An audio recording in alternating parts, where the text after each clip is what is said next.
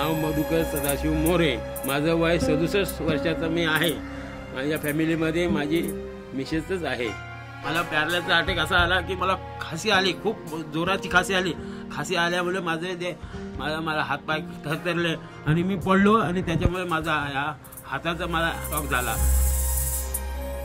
ह्या क्लिनिकमध्ये मला बाजूवाल्याकडून कळलेलं आहे।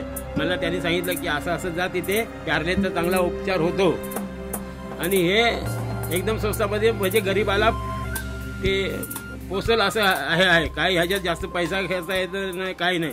मी जर कोणत्या मोठ्या हॉस्पिटलला गेला असतो तर त्याच्यामध्ये एक्सरे, ते सिटी स्कॅन वगैरे वगैरे हे काढायला लागलं असतं। ते एवढा माझ्याजवळ पैसा नाही आहे। आतापर्यंत मला म्हणजे 1.5 महिना होत आला तर माझ्या व्यवस्थित माझा हात पण चांगला उचलतो बघा आणि बोटं पण चांगली हालतात। डेलीचं 20 रुपये द्यावं लागतात, बस एवढेच आहे।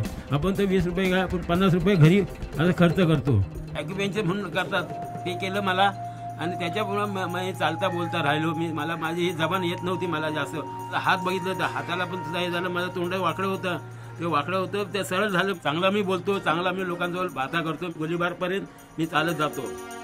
मला चांगलं समजवतात, सुई टोचताना मला सांगतात की जरा तुम्ही श्वास घ्या, श्वास सोडा, म्हणजे तुम्हाला दुखणार नाही, काय नाही।